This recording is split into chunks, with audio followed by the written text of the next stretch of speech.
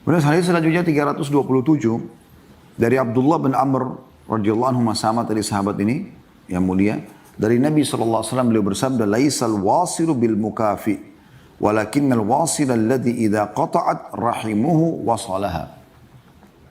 Orang yang menyambung hubungan silaturahim bukanlah orang yang membalas menyambungnya. Orang yang menyambung hubungan silaturahim bukanlah orang yang membalas menyambungnya. Tapi orang yang menyambung hubungan silaturahim adalah orang yang apabila kerabatnya memutuskan hubungan silaturahim, dia berusaha menyambungnya. Diriwayatkan oleh Bukhari. Hadis ini memberikan pelajaran kepada kita tentang kedudukan dan keutamaan silaturahim. Dan makna di sini jangan difahami potongan hadis yang pertama, orang yang menyambung hubungan silaturahim bukanlah orang yang membalas menyambungnya. Bukan berarti, oh kalau orang ziarah kita balas dengan ziarah berarti kita belum silaturahim. Bukan itu yang dimaksud.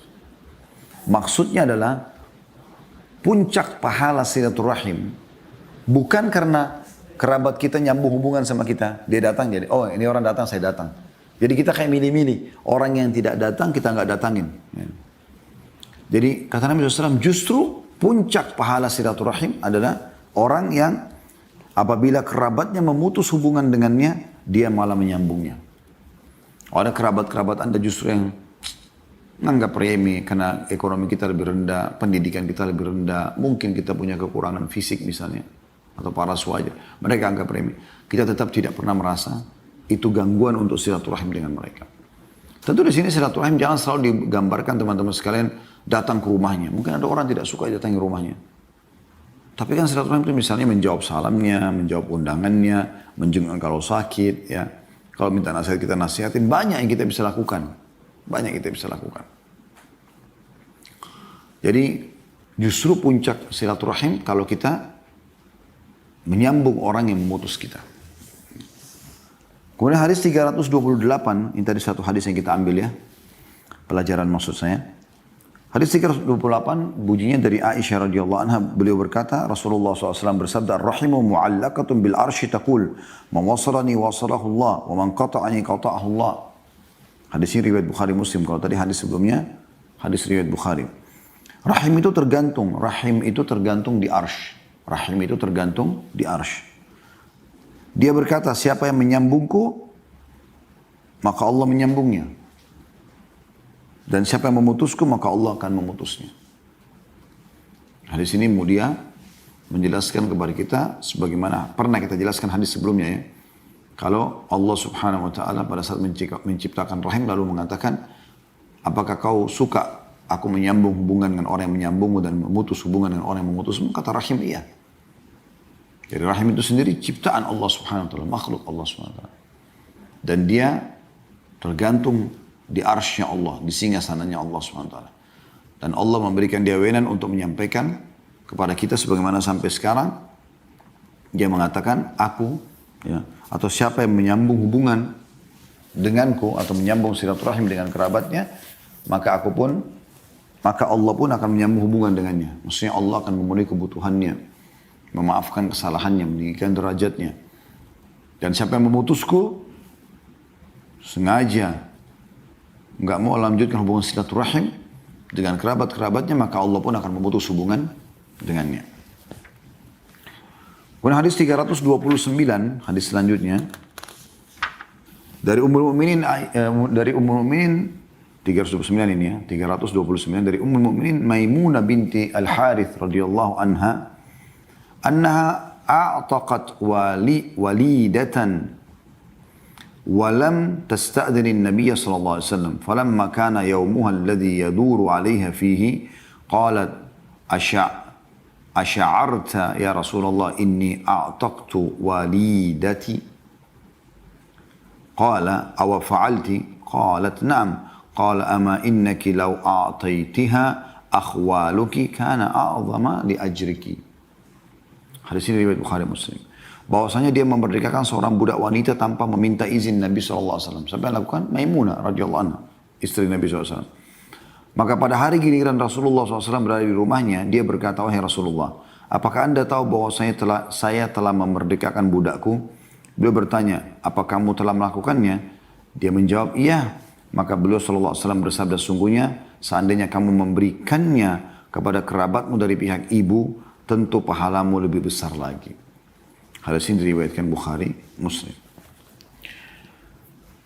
Hadis ini menyebutkan tentang bagaimana keutamaan Ummul Mukminin Maimunah radhiyallahu anha. Maimunah salah satu wanita Yahudi yang masuk Islam dan menikah dengan Nabi alaihi salatu wassalam, dari Ummul Mukminin.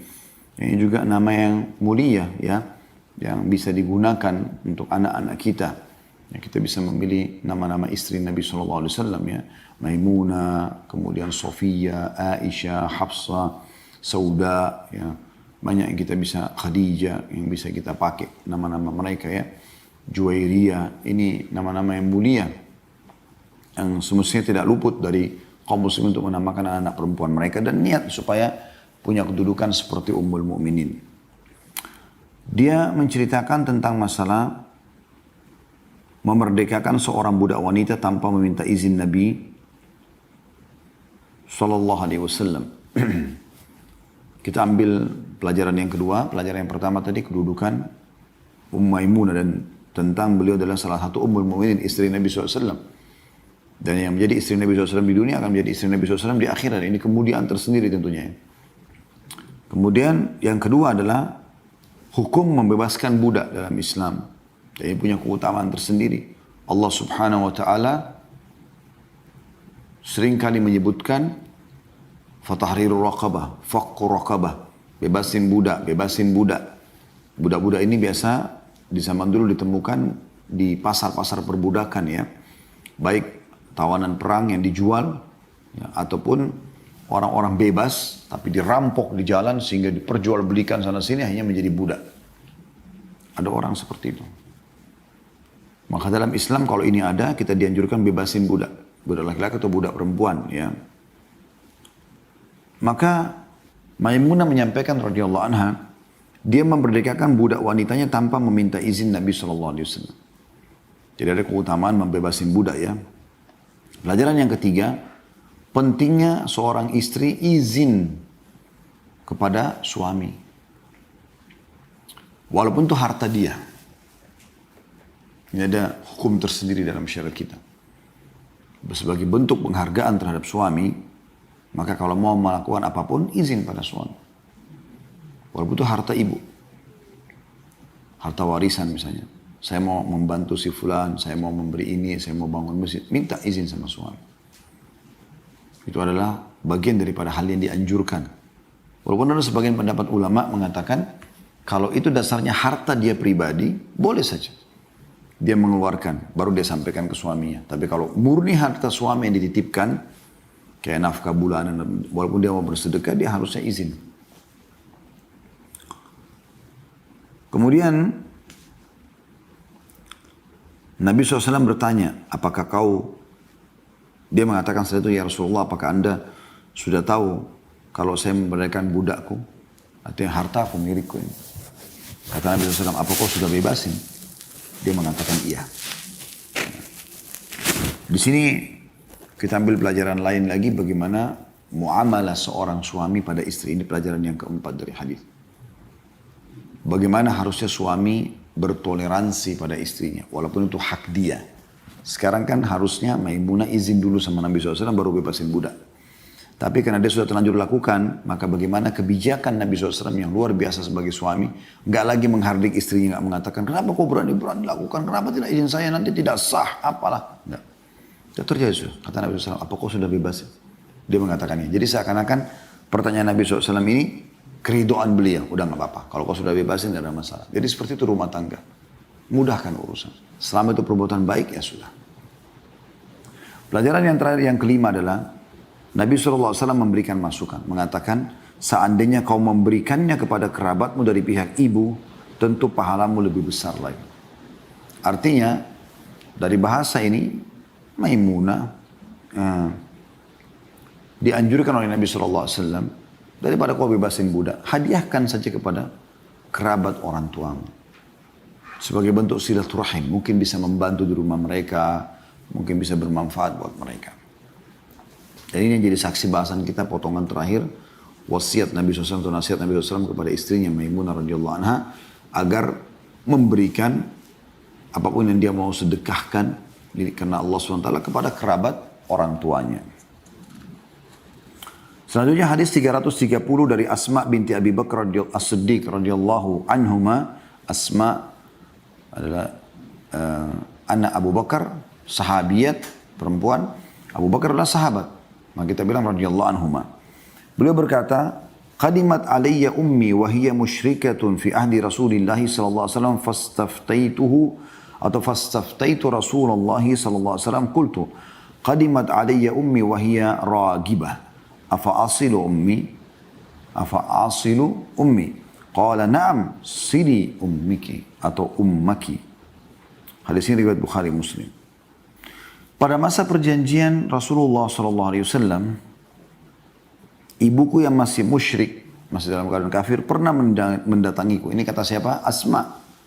Ya. Asma ini istrinya Zubair bin Awam, anak daripada Abu Bakar. Kebetulan ibunya Asma ini dalam keadaan kafir. Jadi pada saat Abu Bakar masuk Islam, anak-anak masuk Islam, dia tidak mau ikut masuk Islam gitu. Maka setelah hijrah ke Madinah, ibunya ingin sekali ketemu sama Asma, tapi dalam keadaan kafir. Dia mengatakan pada masa perjanjian Rasulullah SAW, maksudnya perjanjian damai antara Nabi SAW dengan orang-orang musyrik Mekah di Hudaybiyah di tahun 8, di awal-awal tahun 7 Hijriah kurang lebih ya. Kesepakatan Hudaybiyah itu. Kalau saya tidak salah kurang lebih tahun itu ya, 7 atau 8 salah satunya.